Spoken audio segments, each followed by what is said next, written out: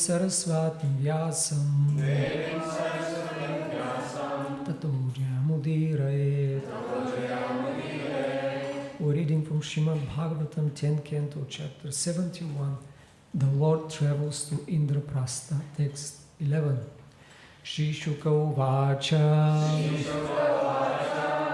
Ityuddhava Vacho Rajan Sarvato Bhadramachyutam Devarshi Yadu Vriddhascha Krishnascha Pratyapujayam. Shri Shuka Uvacha Ityuddhavarvacho Rajan Sarvato Bhadramachyutam Devarshir Yadu Vriddhascha Krishnascha Pratyapujayam. Shri Shuka Uvacha Ityuddhavavacho Rajan Sarvato Bhadramachyutam Devarshir Yadu Vriddhascha Krishnascha Pratyapujayam.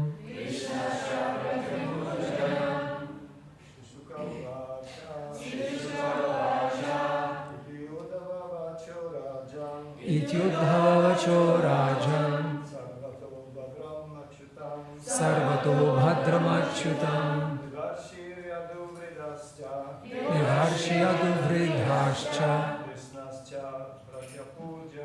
Krishnascha Pratyapujayam.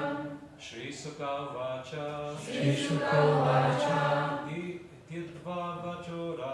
Ityuddhavavacho Rajan Sarvato Bhadramachyutam Devarshiyadu Vriddhascha Krishnascha Pratyapujayam.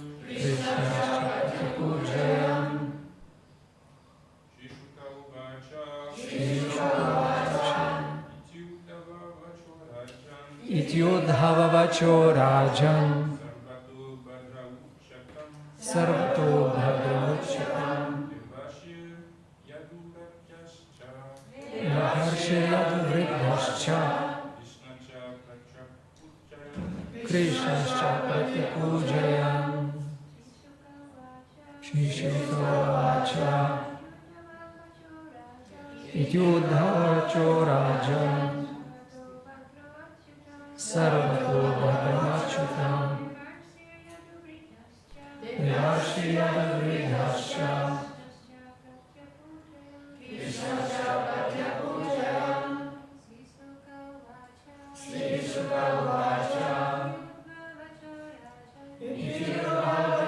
Sarvato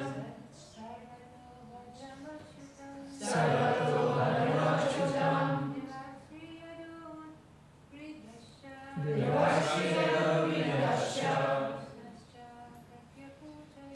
Krishnascha Pratyapujayam.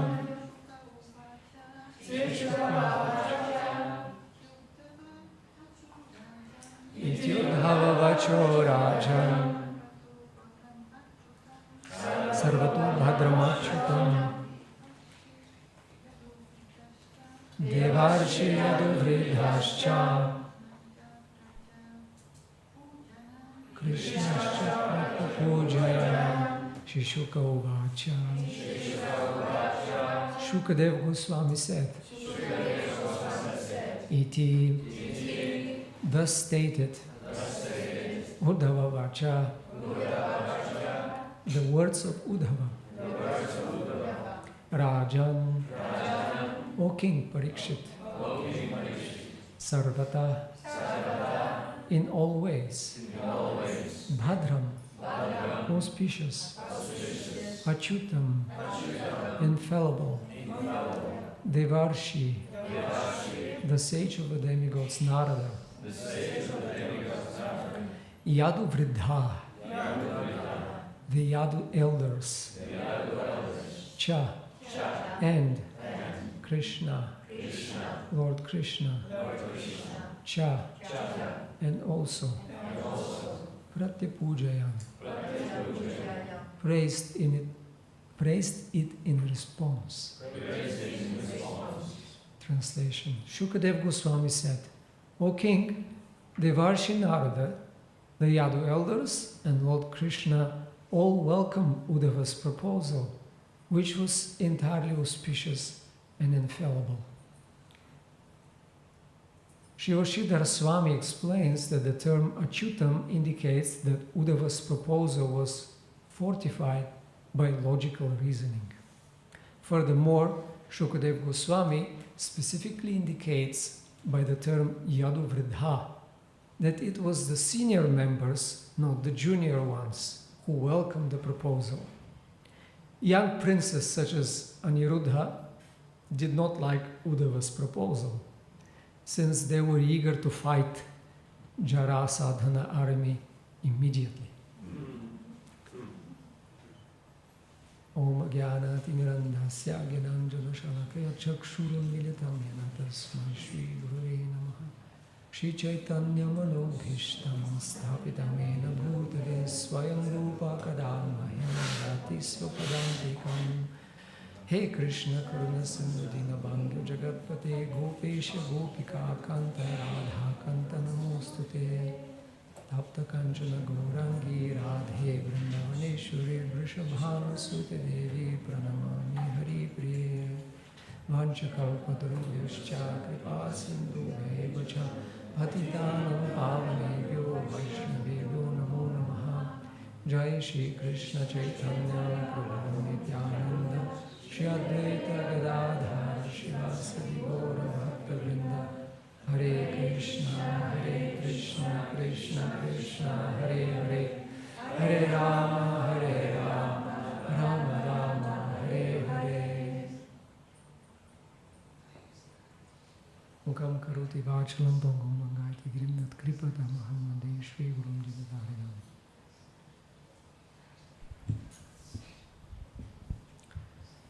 Jivadharinam. So here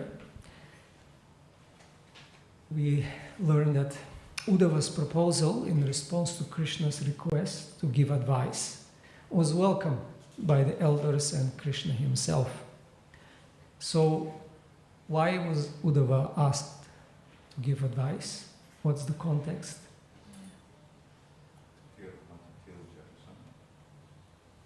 Okay, how to kill Jarasandha? Two things at the same time. Which were the two things? The kings were imprisoned and they asked for help. Okay. Yudhishthira Maharaj. Yeah, so what happened? We're in the assembly hall of the Yadus, and a messenger comes and reads a letter from the imprisoned kings, and they glorify Krishna and praise him and ask for help. So the Yadus are just about to begin discussing how do we respond to this request.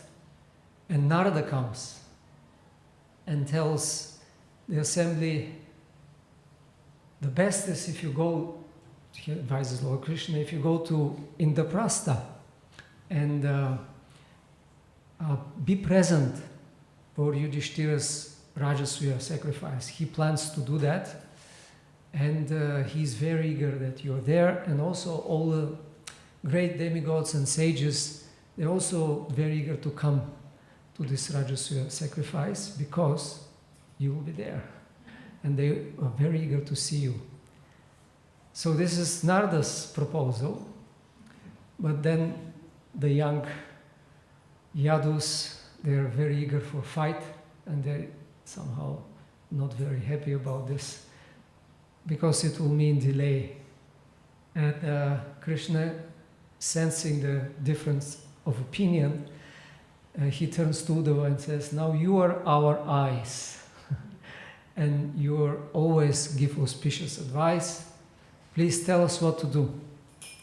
So Krishna is so kind, and although he is perfect and he knows everything, he still asks for advice. Can you remember other instances where the Lord asked for advice? any form of Krishna. Yes. Lord Chaitanya Mahaprabhu. Both Haridas Thakur, but also Ramananda. Yes. And Ramananda Roy, that was a long conversation in Madhya Lila chapter 8, where Lord Chaitanya wanted to know what was his question?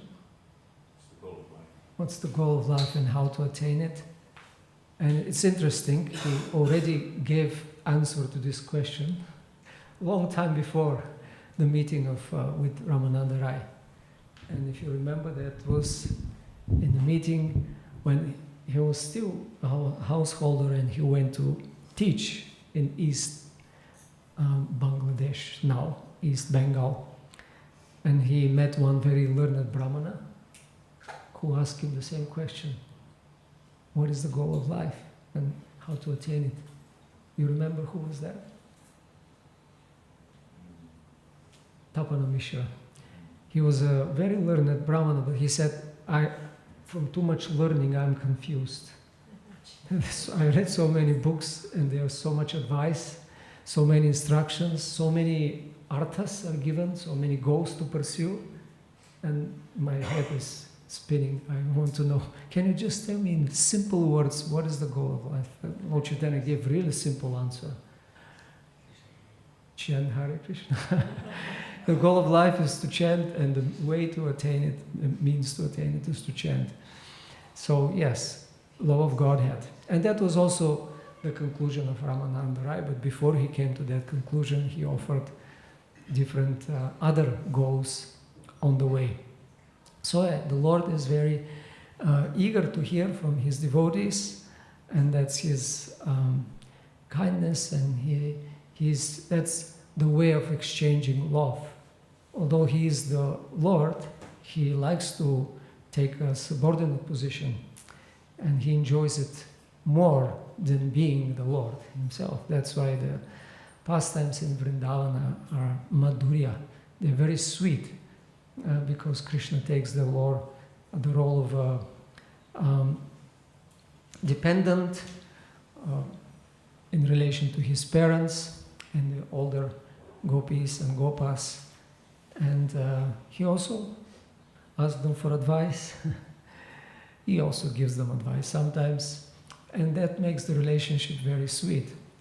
And what is interesting in this chapter and in other places in Bhagavatam, but specifically here, both Narada and Uddhava, in the previous verses where he was giving the advice, they mentioned something interesting. They say, well, they glorify Krishna as you're the supreme truth. But since you're playing the role of a human being, here's you can do. And so Narada says that, since you're playing the role of a human being, maybe it's a good idea that you go and attend a wonderful sacrifice, and then you'll be glorified more. And Uddhava says the same thing, since you're playing the role of a human being, if you do the two things, if you respond, we have to take care of these two. You have to attend the Rajaswaya sacrifice, you have to also protect the kings. So let us devise a plan that you can accomplish both. So he was giving a very astute political advice. Therefore, it's called here Chutam, infallible. It's a good advice, very logical, sound reason. And it's Bhadram, it's auspicious for everyone, including Jarasandha, because although the plan is to kill him, if he is killed in the presence of Krishna, that's his great fortune, right? So therefore, Uddhava, in the previous verses, he was saying, if you accomplish this, your fame will be even greater. So that's the goal of the devotee, to see Krishna being glorified.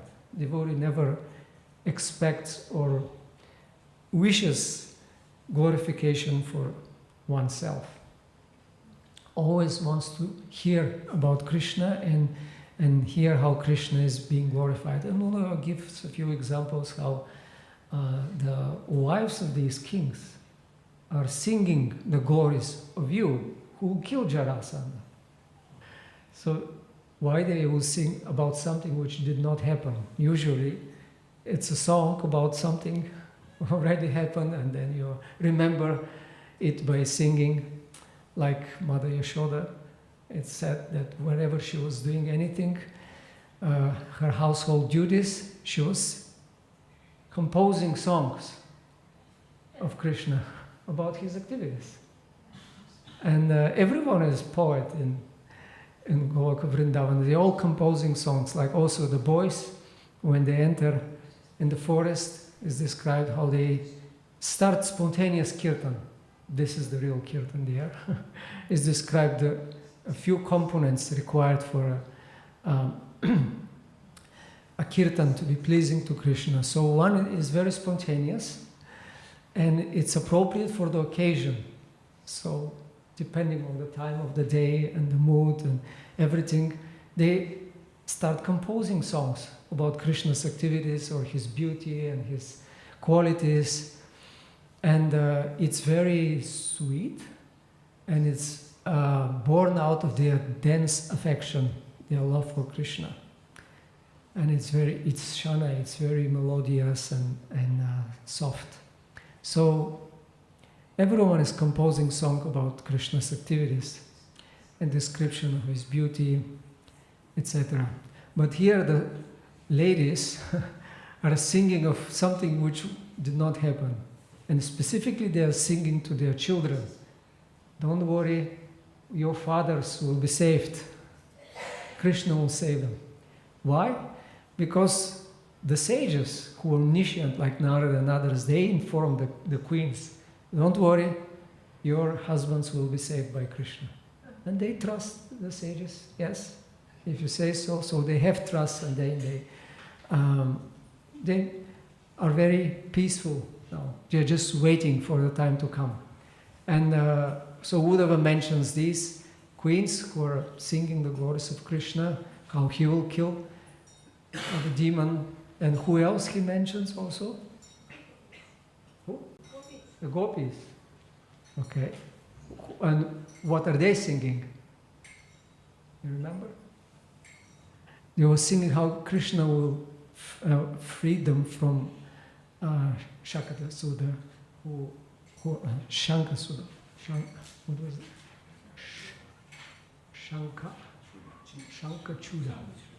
Shankachuda. So we know that he kidnapped the gopis while they were still with Krishna and Balaram. They were dancing, and he came and said, okay, you're mine. So, crazy demon. So they are singing how he was saved, they sing how he saved Mother Sita from Ravana, like that. But hinting, the acharyas explained that they are hinting that he will save them from their pangs of separation.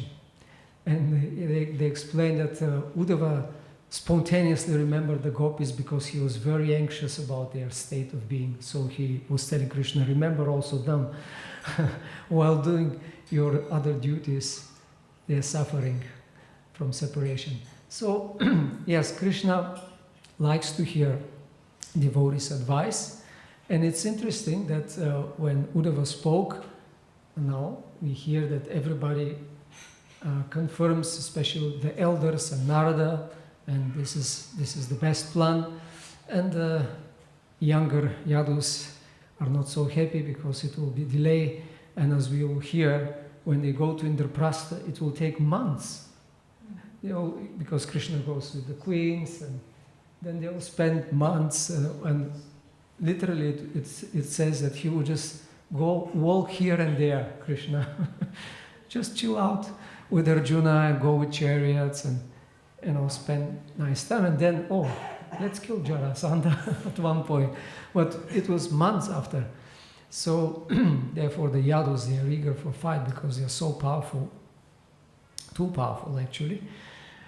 So, they're all happy, and Krishna is mentioned at the end. And the Acharya say why Krishna is said at the end of the verse that he confirms, because whatever Uddhava spoke was actually what Krishna intended. That was Jiva Goswami's explanation. So whenever a pure devotee speaks, that's for Krishna. That's what Krishna wants. And this is a very significant point, that devotees try to be always in line with Krishna and be understand his mood. And therefore, Ramananda Raya, when Lord Chaitanya was asking him, and at one point when it became really very, very confidential, the topics that are not discussed anywhere in scriptures about the highest state of Mahabhava, and then Lord Chaitanya was saying, tell me more, tell me more. And then Ramananda Rai said, well, I'm only a puppet, I'm speaking what you inspire me to speak. It's actually you who are speaking. So this is the devotee position. Devotee never thinks that's me, but it's the inspiration. The devotees play their role, and even sometimes, here of course, Uddhava is saying something which Krishna supports, but sometimes devotees say, especially in Goloka Vrindavana, opposing to Krishna. They are arguing with him, like his friends or his girlfriends. They often have arguments, and they fight, verbally or physically, and Krishna likes it very much. He likes opposition. Even like in the Krishna Das Kaviraj Goswami describes in Govinda Amrita, while they were walking in the forest with the gopis, they hear the two parrots praising Radha and Krishna. So Shuka and Shari, the female and the male, and then the male praises Krishna, and the female Radharani. So when Krishna is praised, he is compared to a sugar cane. It's sweet, but the sweet for the sweetness to come, you have to squeeze it, and there must be opposition. So that's what they say. There must be strong opposition, and then the sweetness comes. Otherwise, you are just like a sugarcane stick. So Krishna enjoys very much the opposition also of devotees, but they do it for his pleasure. So they are inspired like that. And Srila Prabhupada explains that this is something which devotees aspire for, and they naturally are connected with Krishna by constant remembrance in the mood of service. And Krishna tells them what to do. Of course, this is stated by Krishna himself, right? Dadami buddhi yogam tam. For those who constantly worship me with devotion and love, I give them the intelligence. So once Srila Prabhupada was in a conversation, and there was some journalist who was asking, or rather it was, I think, that was some parents, and they were asking, so how do you, how you connected with Krishna? How are you inspired, or how will you speak? And the question was, how do you know to whom you give what kind of instructions? How do you, give responsibility to your disciples? Things like that. So how do you know? How do you decide?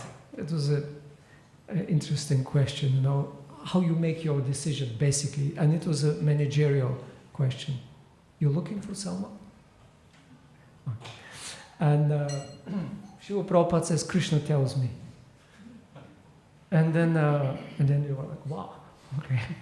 And then a devotee tried to explain what Prabhupada meant. He says, Krishna says in Bhagavad Gita, he gives intelligence. So he gives the intelligence, and Prabhupada, no, he tells me directly. He speaks to me. He tells me, do this and do this. So, and Prabhupada says, this is what happens with a devotee. Krishna tells you, he speaks to you directly. He says, when you worship the deity with love and devotion, he starts talking to you. I want this. you dress me like this, or you serve me like this. I like it in this way. And where you hear the words or you feel the inspiration, but Krishna is talking to you. And then sometimes, if we're not very in tune, and the pujaris have that experience, and they want to do something, but Krishna doesn't want like this. And he throws it back, but the devotee, no, I want it like Krishna throws it again, and finally the devotee pricks with a pin, and then, okay, maybe you want something else.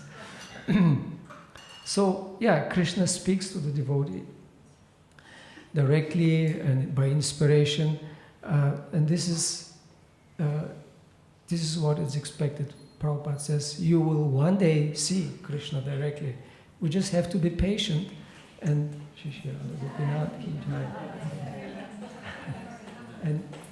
just offer service and wait for that moment. And Prabhupada says, each and every small, even apparently small and insignificant items. Yesterday I heard Prabhupada say, I gave you so many procedures, but the procedures are not so, it's not about the procedures, it's all these items will help you remember Krishna. So this is our goal, to be perfectly Krishna conscious. Remember Krishna always. Mold your life in such a way that you never forget Krishna. You always think, oh, I'm cooking for Krishna, I'm distributing books, magazines for Krishna, I'm managing for Krishna. And he gave different examples. So then, by thinking all the time about Krishna, then we will remember him throughout the day and throughout the night. He says, we'll also dream about Krishna. And he said, just like me, I had a dream recently that I was very hungry. And they fed me, devotees fed me sumptuously with nice prasad. So this is dreaming about Krishna. Some activities related to the Lord. And Prabhupada explained, so this is our goal. Each small item we do, each step when we circumambulate Tulasi, a drop when we water her, everything we do, it is, he says, small drops which come and then they become more and more and more. And he says, one day you will see Krishna directly. Suddenly. So that's also in, I think, Mukunda Mala Stotra, the first verses, Srila Prabhupada, because he started that book, but he didn't finish. So the first 10 verses, and then in the purport he says, and devotee will see suddenly Krishna fully. So I was asking once, one Maharaj, what does it mean? You see Krishna suddenly in full. And he says, well, you see him, a whole Krishna, not just one hand. And it was a joke, but yes, so Krishna reveals. This is called spurti. But it comes, of course, in the level of bhava, when the heart is imbued with the internal energy, with devotion and love, and there are no anarthas, and Krishna can make his appearance. But that is a process that takes time and takes endeavor. We have to take care that we prepare the seed. And Bhagavatam, in a number of places, speaks about that. Anyone remembers how that seed of Krishna is compared? With what it is compared? The seed is, of course, the heart, where he is already situated, but to take his seat and then we perceive him there and serve him, that heart is compared to what is usually the comparison. A throne is one comparison, but I'm thinking about the 2 verses at least, where the heart is compared to a lotus flower. And the lotus flower is grows when there is, of course, sun, especially if this is a lotus flower during the day, and it likes the sun to appear. So this sunshine is Krishna's appearance through the holy name and to the sound of the descriptions of his activities and glories. So, Pravishta Karna Randrena, through the whole of the year, says Shukadeva Goswami in the second canto, if we allow that sound of Krishna's name and everything related to Krishna to enter through the ears in the heart, and it will cleanse the heart, the lotus of the heart, and make it suitable for Krishna to enter. And he says, Krishna in no time, actually not after a long time, Krishna takes appearance in the heart. Just like the comparison is, just like the waters after the autumn season or the rainy season, they become, first they're muddy, and then they become cleansed and transparent. So that's automatic.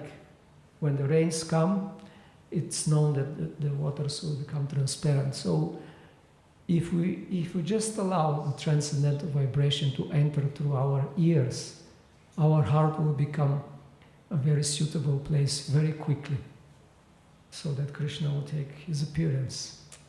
So the only thing we have to do is to open our ears, of course, and be absorbed in the process of hearing this vibration. It's a very simple thing, and Prabhupada, as we heard last week in his lecture, it's so simple. Our only goal is to go back to Krishna and enjoy eternal life with him. It's just so simple. It's very simple, we just have to hear about him. It's not difficult. What makes it difficult is our lack of enthusiasm. Prabhupada says, if we don't have enthusiasm, nothing will happen. And enthusiasm, of course, we get by association. So that association is also very essential to hear, because satam prasangamam viyasan vidho. In third canto, Lord Kapila explains that in that saintly association, again, the hearing becomes very inspiring, enlivening, and joyful to hear about Krishna in the association. Then we get inspired. Because unless there is a mercy of the sadhu and the holy name, it's impossible to awaken our love. And this is a statement by Krishnadas Kaviraj Goswami when he ends the chapter of the glories of Haridas Thakur. And if you remember, Haridas Thakur was living in a hut, and there was a person who became envious because he was respected. And this Ramachandra Khan didn't like this respect, and he thought, let me expose this person. So he had a plan. He asked the famous prostitutes, and he told them, can you make Haridas fall down? And the most beautiful and influential said, no problem. Just give me some time. I'll take care of it. So she attempted, but we know the result. Unlike the story of in the recent times, there was a famous self-proclaimed guru who was promoting brahmacharya. He was like, this is it. And then he was boasting actually with this, nobody can make me fall down. And he published actually a challenge in the local newspaper. Anyone can come and try to make me fall down. So one prostitute, a famous prostitute in Mumbai, she said, well, I'll take my chances.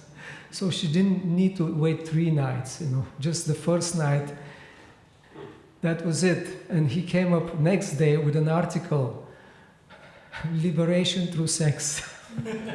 So he became later the famous Osho or Rajneesh, who mostly spoke about how we can become liberated through, yeah. Anyway, so that's the result when somebody is not pure devotee. But Haridas Thakur, we know that he was very patient and he knew about the whole plan of Ramachandra Khan, but he still was merciful to the prostitute, and he told her, just wait here until I finish my vrata. And then she was waiting, one night, second night, third night, and the third night she was already chanting along with him, Hare Krishna, Hare Krishna. And then she went, please forgive me, I came with this horrible plan. But he said, don't worry, I knew about it, but I wanted to help you. So she said, what can I do? Well, you give up all your wealth, you distribute it to the Vaishnavas and Brahmanas. So you come here, you stay next to Tulsi, you worship Tulsi and chant all day and night. And she took it. That's the sadhu sangha. And she was like, but how will I live? Don't worry, it will be taken care. So she apparently was quite wealthy. Just like there is another case of a story of a prostitute in South India, was very wealthy. But somehow she saw some Vaishnavas in her garden. They were just doing kirtan and chanting, and she became so attracted. And then she wanted to give something special to Ranganath, some very valuable jewel, I forgot what exactly. And the pujaris were, wow. And the point was that there was a dream that Ranganath wanted that personally she put, it was a pearl or something, very big one and very expensive. The pujaris said, we cannot allow a prostitute. But then Ranganath really wanted her to put that pearl. So he arranged it finally, he told the pujaris, I want her to put that pearl on me. So yeah, it is possible for anyone to serve Krishna directly. So she gave up everything, went and just chanted all day. And whenever they brought something people, she ate. If they didn't bring, she didn't eat. And the story says, and then as soon as she conquered her senses, symptoms of love of God had appeared. So it's very quick. Could be very quick. You get the mercy of Haridas Thakur, and then you fully commit to this, and then it's immediately sprouts. But later, there are many other incidents about Haridas Thakur in that chapter, and at the end, if you remember, there was another test.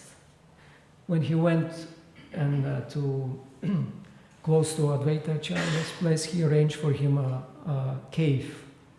And so he was living in this cave, and one night, a very beautiful night, and everything was very romantic, and the full moon and the breeze, a woman appeared there. And then she just looked at him, and the posture she made, nobody could resist. It says even the greatest demigods couldn't resist. But Haridas Thakur just went chanting, and then 3 nights she did it, and at the end she said, I came here to test you, and I'm very happy with you. Can you also give me this name? Because I also want prema. So this was Mahamaya personified. This was the illusory energy of Krishna. So she came, and then Krishnadas Kaviraj Goswami says, I know people then they don't believe it. They don't believe these stories. But I have retold what I heard from Raghunath Das Goswami, who read it from Swarup Damodar's diary. And what is so wonderful about it? That a servant, Maya Dasi, a servant of Krishna, is begging for prema. Oh, it's so wonderful. Even Krishna begs for that, and he comes as avatar to experience this prema through Nama Sankirtana. So there's nothing wonderful about it. And he goes on to glorify the holy name of Krishna. And he says this, Sadhu Kripa Nama, if you don't have the mercy of a sadhu and you don't have the association and you don't chanting the holy name Nama, you'll never attain prema. So this is the conclusion, a very important point, that we can come to that level of being inspired by Krishna, being so much in tune with him that whatever we do, whatever we say, it's whatever Krishna is willing, by association, by hearing, by purifying our hearts, and being in touch with him in love. Thank you for your attention. Any comments, reflections, or questions?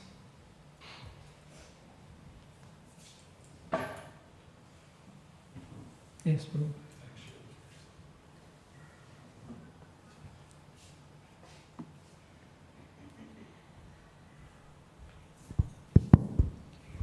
Hare Krishna Prabhuji, thank you so much for the wonderful class. Earlier in the talk you described 3 symptoms that were needed for Kirtan to take place. One is it had to be spontaneous, second is it had to be appropriate to the time, and third is it had to be a kind of loving sentiment from the heart. I just want to understand, what does it mean when Kirtan has to be appropriate to the time? Appropriate for the occasion. Yeah, in that case it was there mentioned that they enter the forest, they look at the beauty, so they glorify the forest and Krishna's beauty, and they make comparisons. So this is appropriate for the occasion. It's glorification of Krishna in that particular time and moment, and it can mean also, of course, a particular raga according to the time, and like Kavi Karnapur when he describes Krishna's pastimes, especially the rasa dance and the details he gives about the different musical arrangements and the ragas and everything, and the performance also, it's just mind-blowing. But it's always particularly to the time and the place, so each raga has a specific, it invokes a specific mood, and that mood corresponds. There's no contradiction in the moods. That's the point. That's important in the rasa science, that always everything is particular to the time, the circumstances, the mood, so everything is perfect. And that's how things work in the spiritual world. There, Yogamaya arranges everything, Krishna's desire, and all devotees' desire, they're harmonious. So devotees desire what Krishna desires, and he desires what they desire, and they, whatever they do, they say, it's always appropriate to the mood, to the occasion. So yeah, we have different descriptions there of different seasons, different times. So that's usually, and we see the devotees when they do kirtan in the traditional way. Also, they sing particular songs for a particular time with a particular raga, and that makes it very pleasing. For example, songs that express the mood of separation, they're sang in a particular raga. It invokes that mood of separation. It's very heart-touching, and you cannot sing it in a jolly raga. And I remember hearing some devotees telling me, hearing songs in like 30, 40 years ago around Mayapur, devotees, Vaishnavas, Bengali Vaishnavas, singing throughout the night,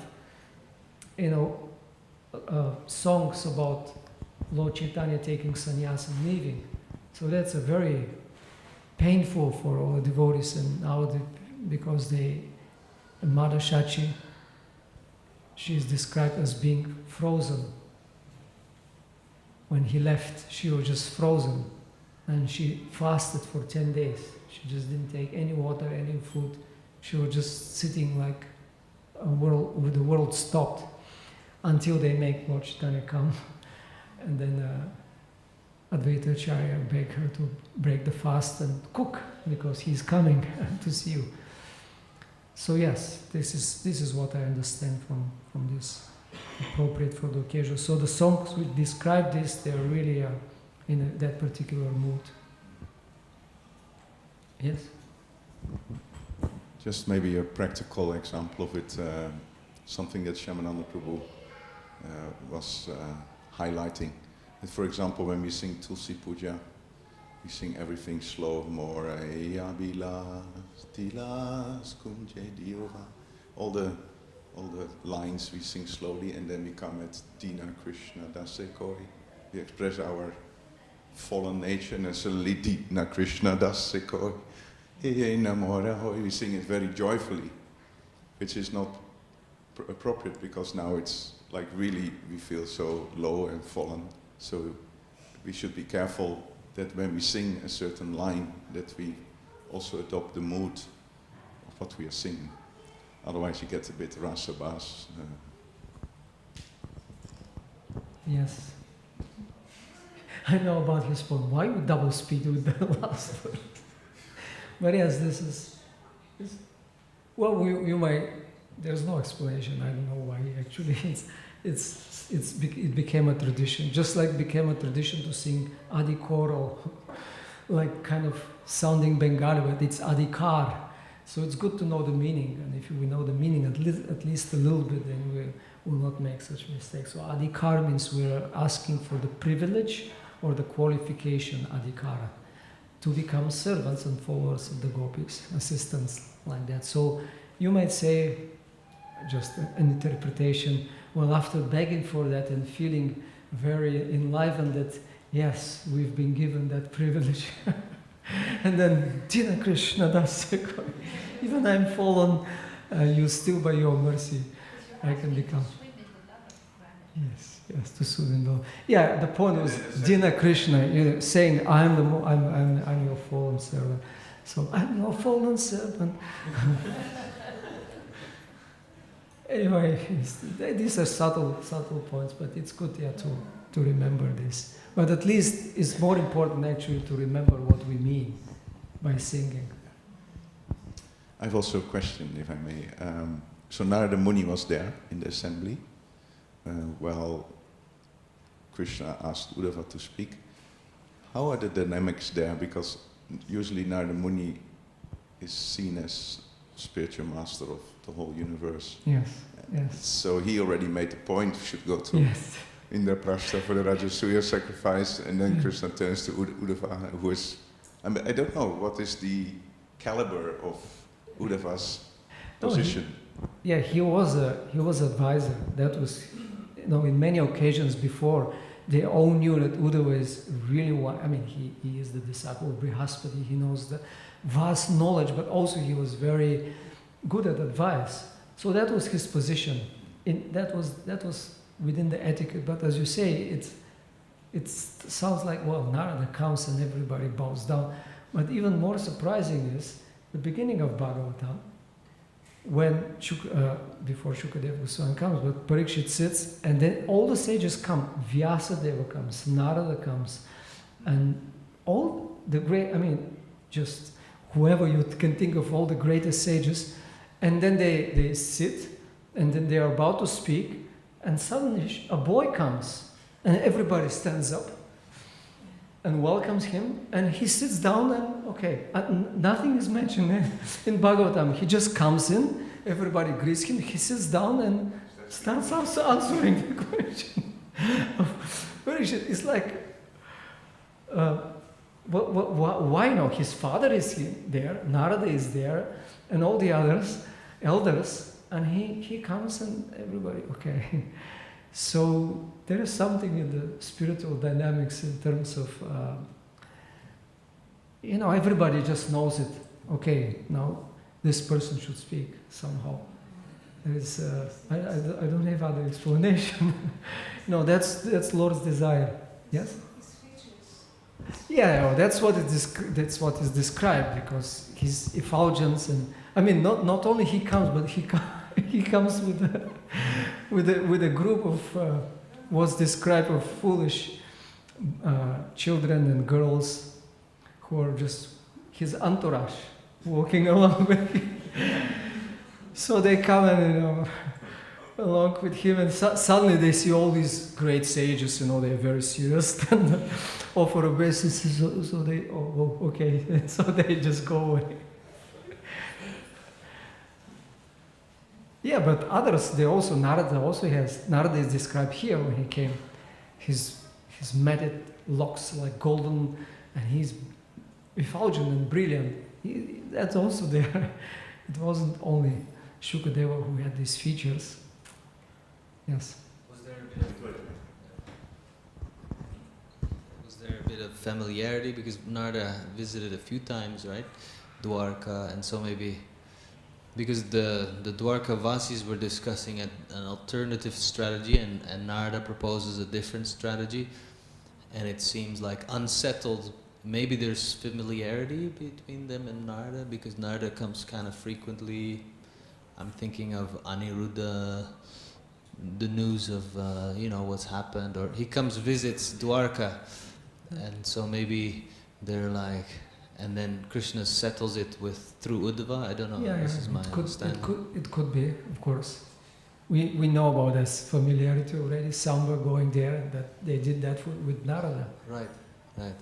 Can you tell us what child will come, boy or girl? Okay. Something else will come. So yes, that was there for sure, and they were the others were not different strategy. One strategy: let go and smash Jarasandha and all his army, once and for all. Krishna, that was the thing, he mentioned. That's the point when he mentioned Narada that Krishna is playing the part. Like Kunti also is saying, you're like an actor dressed up, and the foolish observers, they cannot recognize, they think that this is it, they cannot recognize who is actually Krishna. So Narada says, you are, because you are playing like that, they don't understand, they don't see this. So, and he refers that to Jarasandha. You defeated him so many times, but because you are playing, and you are too absorbed in your human affairs, you are just too distracted, and he allowed him to defeat you once. That's what he said. And that's there with Narada, for sure. Of course, the respect is there, when he comes, everybody gets up and washes his feet, and they respect him. But still, when it comes to making decisions, that's fight. And it's a nice decision because they're in one sense taking it up for Krishna, who has, been under Jarasandha's frequent, somewhat victim of Jarasandha's frequent attacks, right? So in that sense, they're taking it up for Krishna. I have a whole other question, if I may. Just about how do we understand the demons being so, like Hiranyakashipu being knowledgeable, and in this case Jarasandha, having this clear dedication to Brahmanas, whether, even though he already figured out that this guise of Bhima, that it was kind of fictitious, but still his respect for Brahmanas on one hand, and then on the other hand, isn't there a Brahmana that was like, maybe you should release these kings, or maybe you should change your behavior? So how does these two things go together? I don't know. Yeah. Interesting. I was thinking about that actually. Wanted to say something, but because it specifically says in the verse before that he was very attached to Brahmanas. He was very respectful. He was attached to supporting them, and we know Hiranyakashipu, Ravana especially, he was very learned and respectful to Brahmanas. But why? Why are they considered demons? I think the key comes in one purport to Prabhupada. It's in Krishna, but when he, actually it's in Bhagavatam, when it mentions Narakasura, Bhamasura, who was Krishna's son, and Bhumi, Varaha and Bhumi. So he's a son of Krishna, but why he's a demon? Anyone knows? Oh, he had bad association? Yes. With whom? Banasura. With Banasura, so they're buddies. So he became a demon. So the demon, and Prabhupada says, it's not just your birth, but it's your character through association. Unless you have the culture built in through a good association, it's not that you're good, you can be, he's the son of Krishna and Mother Earth. But he just becomes spoiled. He became, and what is it? He just turned his mind to selfishness. So you are respectful to the Brahmanas and Brahminical culture to the extent that it works for you. You know, okay, with their blessings I'm getting. But if they advise you something, probably you will not really heed to the advice. And I'm supporting you, I'm giving, but keep your advice for yourself. They are so much absorbed in their own sense gratification. And that's what Narakasura did. He was just kidnapping girls and imprisoning them, and he was really became a demonic. He just wanted to enjoy, be the center of enjoyment. So Krishna had to kill him, although he promised his mother that he only with her permission. So that's why Satyabhama said, "Oh, you're going for a battle? Can I come?" Yeah, jump on Garuda behind. So they went. So Earth, it's explained that Charas is a incarnation of Satyabhama. So she was there, and with her permission, he could kill Narakasura with his chakra in his town. And before that, of course, anyway, it's a whole story. Rupa Goswami makes it into a drama. But it's interesting that's in Lalita Madhava. Actually, he says that these girls who became queens, the 16,000s, they are the gopis, who they pray to Katyayani for getting Krishna as husband. But then another form of Durga, of Katyayani, Kamakya, who is there in the town of Narakasura. So she actually, by her power, arranged them. And anyway, it's a whole story that these are the gopis, and they were covered, and the Narakasura thought that they are mine, but actually it was all Maya Devi who arranged all that to happen, and he bewildered him. She bewildered him. But yeah, there is a whole story about Kamakya, that Naraka also wanted her, and he proposed, "I want you." And then she said, "Well, I agree if you can build staircase," because her temple is in a hill, in a blue hill, Nilachal, just like Jagannath is also Nilachal. And then for one night you build stairs from the 4 directions. And Naraka was, "Yes, I will do it." So he actually almost made it, and the dawn was coming, and he almost completed it. And she arranged for a fake rooster to make a sound, so the sun is rising, and then he was frustrated, but he understood that he found the rooster, he killed it. But anyway, it was broken. He couldn't marry, but he was angry. It's a whole story. But then Krishna came and killed him because. But this is Kamakya is also mentioned in Sanatana Goswami's Brihad Bhagavatamrita, that she gave to that Brahmana because he was very poor Brahmana. He was worshipping her for wealth. That's what they worship usually, Durga.